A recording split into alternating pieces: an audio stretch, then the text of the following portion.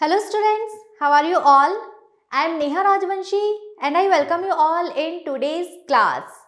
तो बच्चों हम पढ़ रहे हैं हमारी बुक से चैप्टर नंबर 21 जो कि है रीडिंग विद अंडरस्टैंडिंग। तो बच्चों यहाँ हमें 3 सीन पैसेज दिए गए हैं जो कि हमारे एग्जाम्स में आते हैं। पैसेज 1 हम ऑलरेडी कर चुके हैं।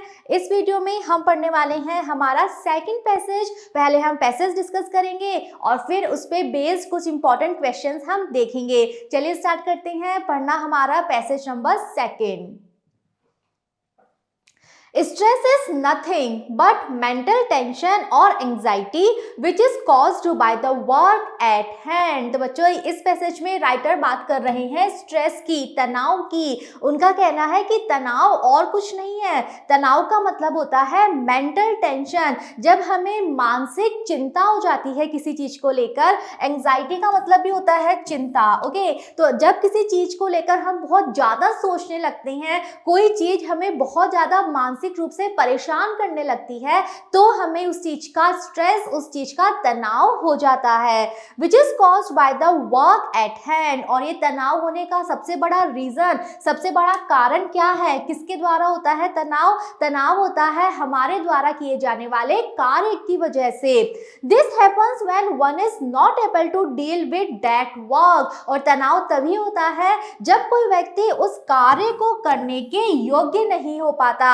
यानी कि उससे कोई कार्य तो दे दिया हमने, किसी व्यक्ति को कोई कार्य दे दिया करने के लिए, लेकिन वो व्यक्ति अगर उस कार्य को नहीं कर पा रहा है किसी भी रीजन के चलते, अगर वो उस कार्य को करने के योग्य नहीं है, तो उसे फाइनली तनाव हो जाता है, टेंशन हो जाती है, स्ट्रेस में आ जाता है वो। ओके, फॉर एग्जाम्पल, तो बच्चों अब राइटर अपनी बात एक उदाहरण के साथ हमें समझा रहे हैं। वो कह रहे हैं उदाहरण के तौर पे, a student who has no aptitude for a subject is compelled to take it up either because of parental pressure और because of pressure from peer groups. तो बच्चों यहाँ पे राइटर एग्जाम्पल दे रहे हैं एक ऐसे विद्यार्थी का जिसे किसी विषय को लेकर कोई एप्टीट्यूड नहीं था, कोई रुचि नहीं थी उसे उस विषय में, लेकिन फिर भी उसे कंपेल किया गया, उसे बाध्य किया गया वो विषय पढ़ने के लिए। अब बाध्य भले ही वो किसी भी वजह से हुआ हो, either because of parental pressure, या तो हो सकता है उसके माता पिता ने उस पर दबाव बनाया कि नहीं तुम्हें यही विषय पढ़ना है, या फिर वो प्रेशर पीयर ग्रुप से भी आ सकता है। पीयर ग्रुप यानी जो उसके फ्रेंड्स थे, तो उसके सारे फ्रेंड्स ने वो सब्जेक्ट लिया तो उसको लगा कि मुझे भी यही सब्जेक्ट लेना है, तो इसलिए वो बाध्य हो गया। उसकी खुद की रुचि नहीं थी उस विषय को पढ़ने में, लेकिन या तो माता पिता के दबाव की वजह से या फिर अपने साथियों के दबाव की वजह से अगर उसने ऐसे विषय को ले लिया जिसमें उसकी रुचि नहीं है, और due to the perceived importance of the subject itself. तीसरा कारण क्या हो सकता है एक ऐसे विषय को पढ़ने का जिसमें रुचि है ही नहीं?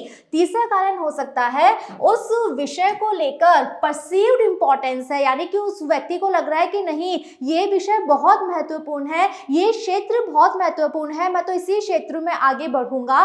इस वजह से उसने एक ऐसा विषय ले लिया, यानी कि उसकी रुचि तो नहीं है, लेकिन किसी ना किसी, हमें 3 कारण यहाँ पे राइटर ने बताए हैं, या तो माता पिता का दबाव, साथियों का दबाव, या फिर उस विषय की महत्वपूर्णता को वो समझ रहा है। इस रीजन के चलते उसने एक ऐसा विषय ले तो लिया। When he or she finds it difficult to cope with it, लेकिन रुचि नहीं है उस विषय में, तो वो उस विषय में अच्छा प्रदर्शन नहीं कर पाएगा। और ऐसे में जब उसे मुश्किल लग रहा है कि वो उस विषय को नहीं पढ़ पा रहा, उस विषय में अच्छा नहीं कर पा रहा, एंड wants a change, और फिर उसको लगता है कि उसको चेंज करना चाहिए, उसे अपना विषय, अपना सब्जेक्ट चेंज करना चाहिए, बदल देना चाहिए। द एक्सटर्नल प्रेशर डिनाई, लेकिन ऐसे में जो बाहरी दबाव है वो दबाव उसे फिर मना करता है कि नहीं मैं बीच में नहीं चेंज कर सकता सच अ चेंज। तो ये जो चेंज वो व्यक्ति चाहता है, चाहे वो ही है या शी है, अगर वो फिर बीच में अपना विषय चेंज करना चाहे तो फिर से बाहरी दबाव आ जाता है। अगेन माता पिता का दबाव, साथियों का दबाव कि नहीं बीच में तुम्हें चेंज नहीं कर सकते। This situation leads to stress. तो ऐसे में वो विद्यार्थी फाइनली तनाव में आ जाता है, बिकॉज उसकी उस विषय में रुचि नहीं थी, उसने किसी दबाव के चलते वो विषय ले तो लिया, लेकिन अब वो उस विषय में अच्छा प्रदर्शन नहीं कर पा रहा, वो उस विषय को पढ़ ही नहीं पा रहा, वो चेंज करना चाहता है, चेंज भी नहीं कर पा रहा, तो फाइनली वो तनाव में आ जाता है।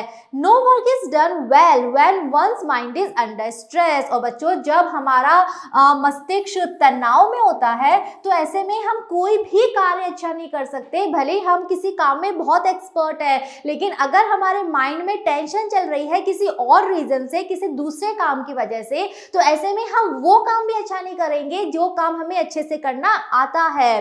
This inability to do well leads to diffidence. और ऐसे में हमारे अंदर एक इनएबिलिटी, एक तरह की अयोग्यता विकसित हो जाती है कि हम कोई काम अच्छे से नहीं कर पा रहे, और ये अयोग्यता आगे चलकर डिफिडेंस यानी हमारे अंदर आत्मविश्वासहीनता का विकास करती है, यानी कि हमारे अंदर आत्मविश्वास की कमी हो जाती है। हम अपने ऊपर संदेह करने लगते हैं कि शायद हम में योग्यता है ही नहीं, शायद हम इस लायक है ही नहीं, तो ऐसे में वो व्यक्ति अपना आत्मविश्वास तक खो देता है। Gradually this diffidence leads to a feeling of inferiority. और फिर ग्रेजुअली, धीरे धीरे, ये जो आत्मविश्वास की कमी है ये उस व्यक्ति को कहाँ ले जाती है, ये उस व्यक्ति के अंदर इंफीरियरिटी यानी हीन भावना का विकास कर देती है। वो अपने आप को बहुत छोटा समझने लगता है, वो अपने आप को बाकी सबसे कम समझने लगता है।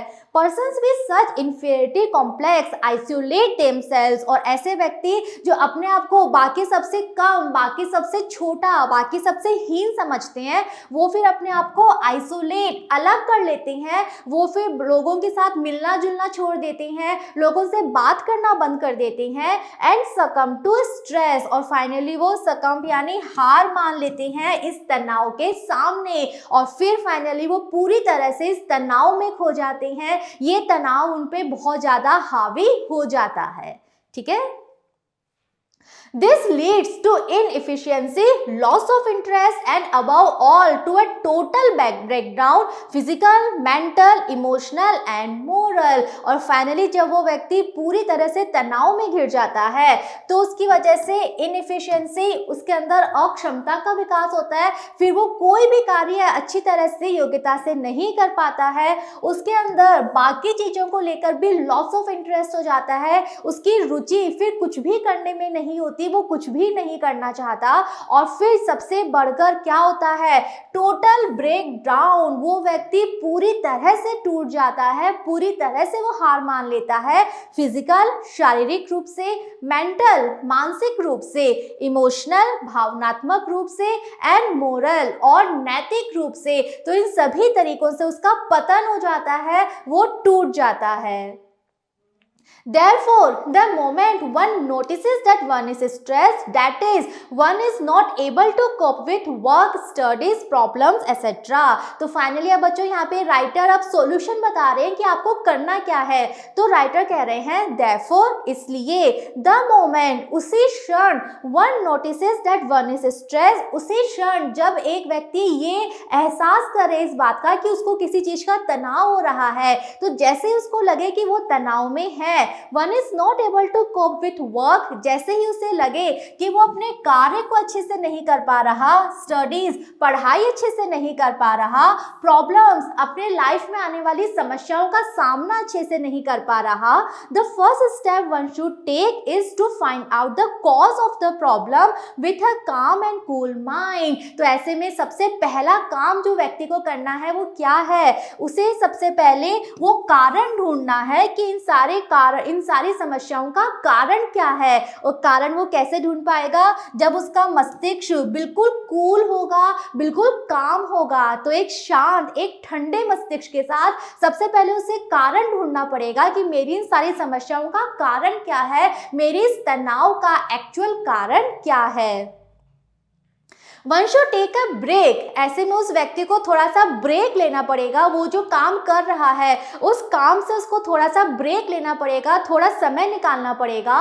And allocate time to analyse where one went wrong, तो उसको थोड़ा सा ब्रेक लेके समय देना पड़ेगा। एलोकेट टाइम यानी समय देना पड़ेगा, किसके लिए? एनालाइज, इस चीज का परीक्षण करने के लिए, इस चीज का विश्लेषण करने के लिए कि वो कहाँ गलती कर रहा है, कहाँ कौन सा काम है जो कि वो गलत कर रहा है, कहाँ उसको इम्प्रूवमेंट की आवश्यकता है, कहाँ उसको सुधार की आवश्यकता है।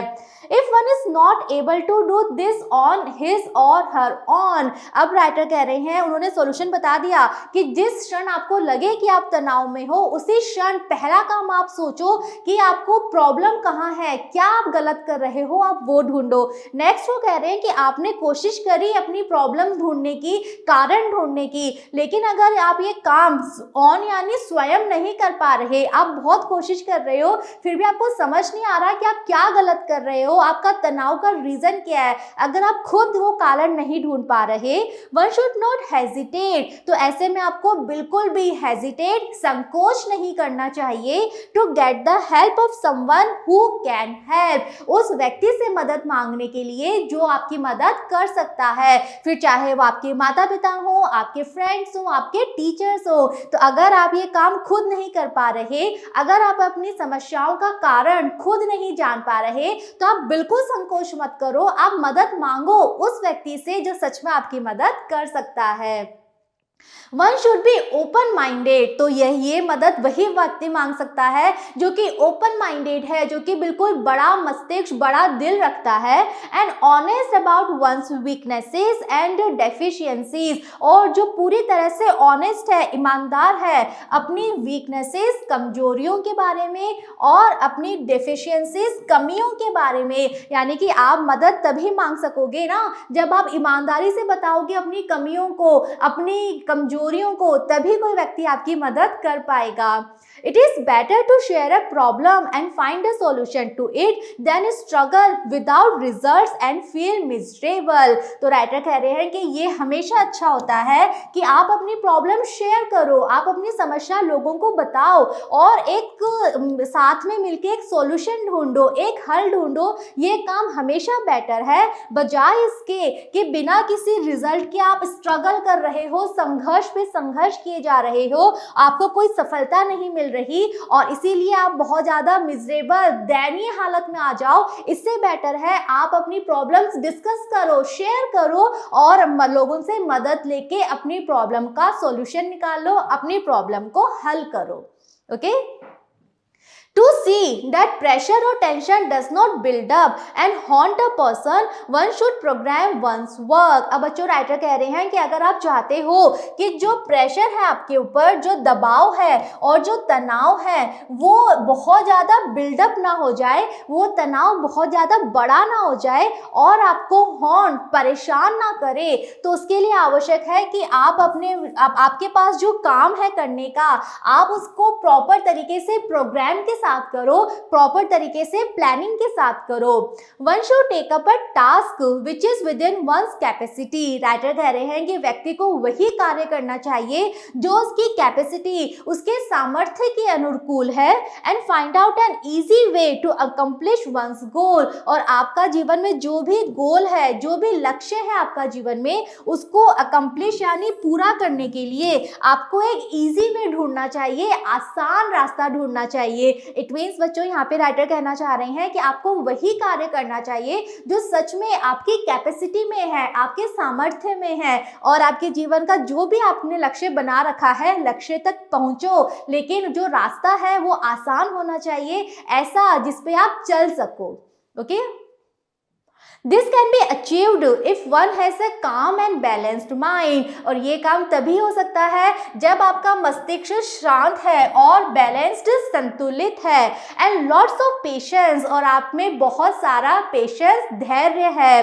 One must first complete the task which one finds comparatively easier to do. Next बच्चों राइटर एक और तरीका बता रहे हैं, वो कह रहे हैं कि हर एक व्यक्ति को वो काम पहले कर लेना चाहिए जो कि तुलनात्मक रूप से आसान है। यानी कि सपोज आपके पास दो काम है करने के लिए, तो आप वो काम पहले कर लो जो आसान है। बिकॉज आपने वो काम कर लिया ना, तो दूसरे काम करने के लिए आप मोटिवेट रहोगे कि हाँ ये तो मैंने कर लिया, अब ये मुझे करना है, बस एक ही बचा है। लेकिन अगर आप मुश्किल काम पहले लेकर बैठ जाओगे और उसमें आपने बहुत सारा समय बिता दोगे, तो धीरे धीरे आप डीमोटिवेट हो जाओगे, आप हतोत्साहित हो जाओगे और ऐसे में जो आसान काम है आप वो भी नहीं कर पाओगे। तो क्या ट्रिक है कि हमेशा वो काम पहले करो जो तुलनात्मक रूप से ज्यादा आसान है।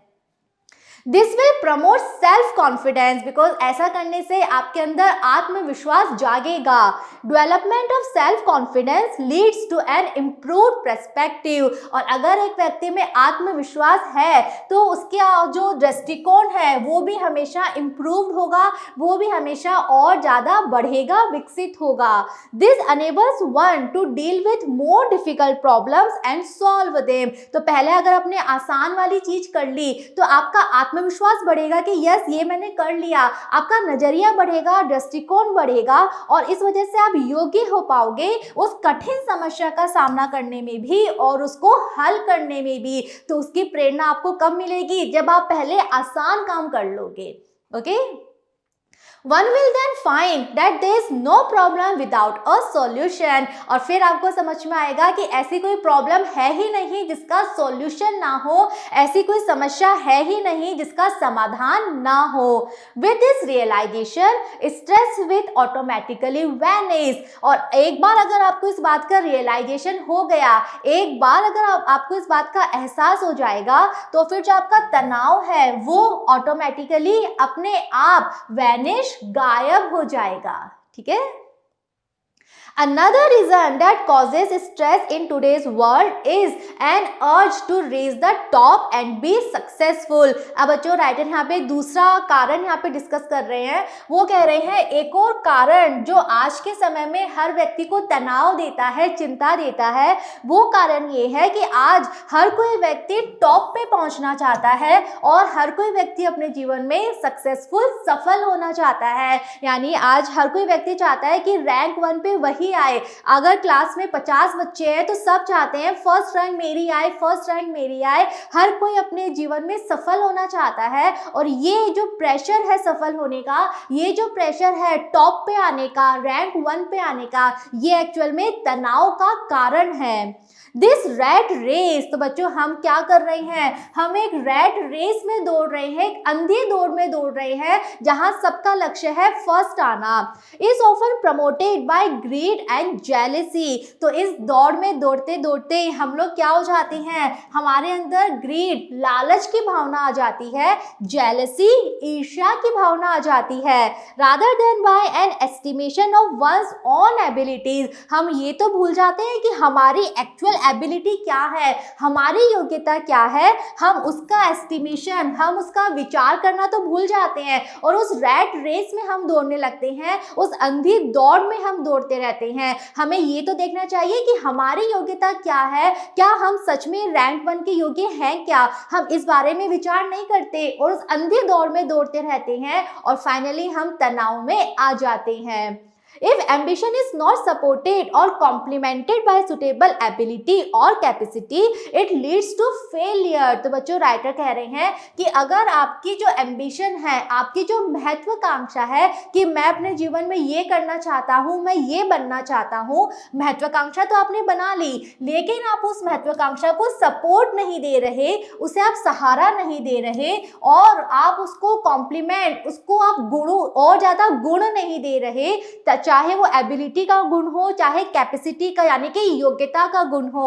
इट मीन्स राइटर ये कहना चाह रहे हैं कि आपने महत्वाकांक्षा तो बना ली कि मैं बड़ा होकर डॉक्टर बनूंगा, लेकिन आपको पता है कि आपकी योग्यता नहीं है इतनी, आपका सामर्थ्य नहीं है इतना कि आप इतनी पढ़ाई कर पाओ। तो ऐसे में क्या होता है?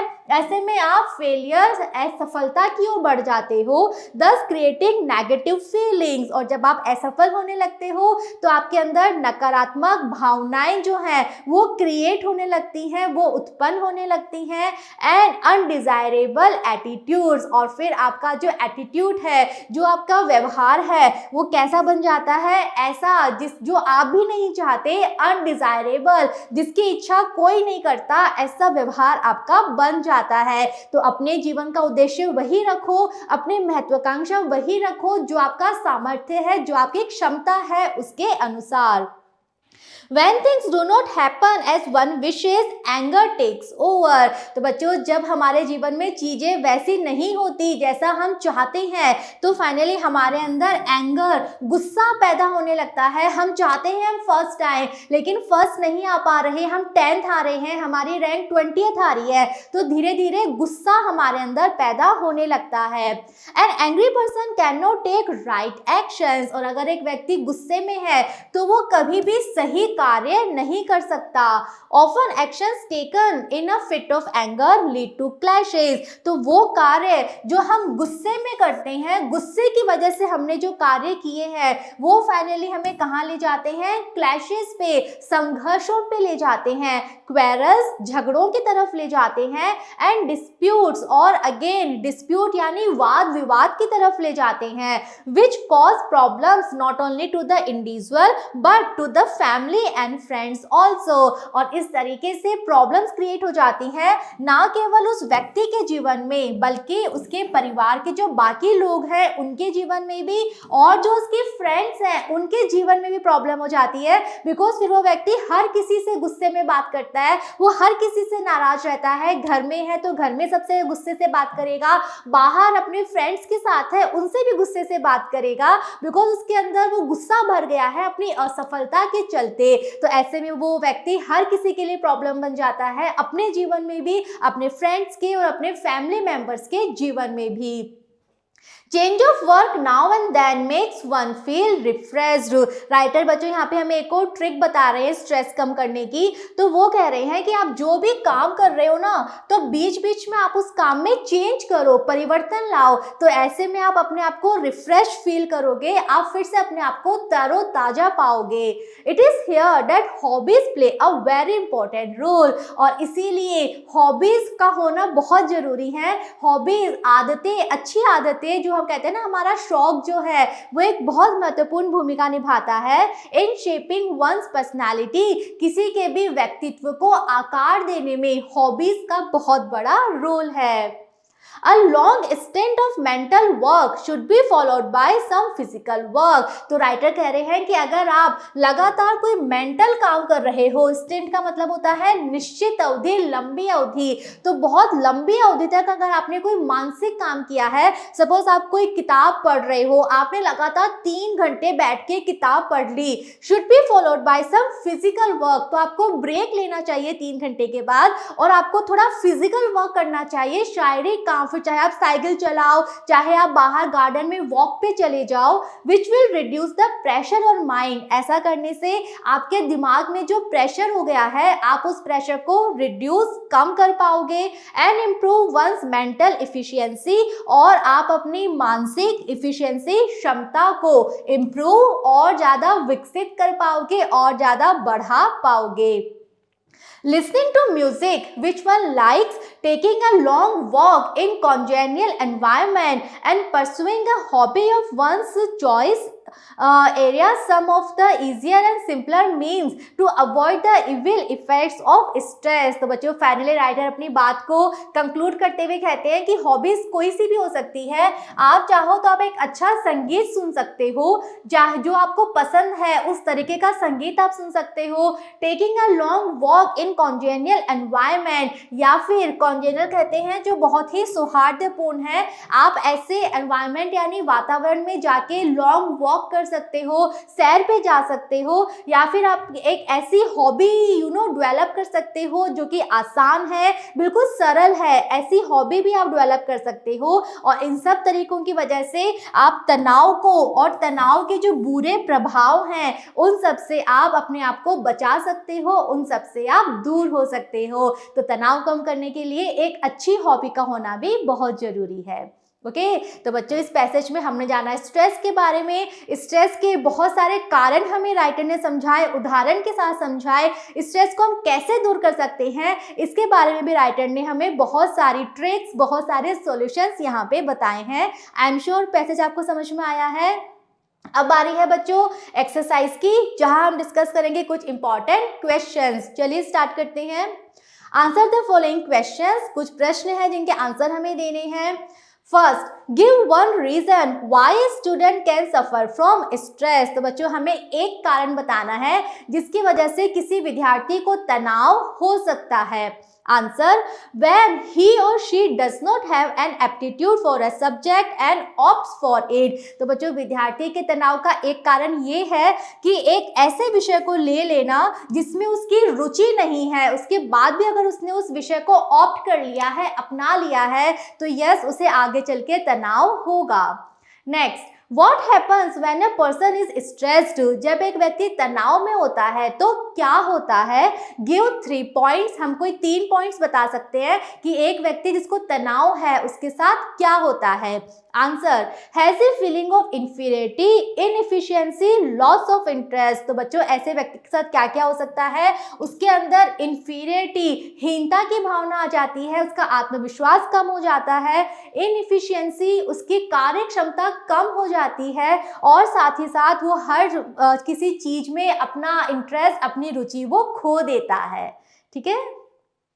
Next, mention 3 veg by which one can overcome stress. यहाँ बच्चों हमें 3 कारण, 3 तरीके बताने हैं जिसकी वजह से हम अपने तनाव पे विजय प्राप्त कर सकते हैं, हम अपने तनाव को दूर कर सकते हैं। ऐसे कोई 3 तरीके हमें यहाँ पे लिखने हैं। Answer, find out the cause. सबसे पहला हमें क्या करना है? हमें अपने स्ट्रेस का कारण जानना है, उस कारण का पता लगाना है।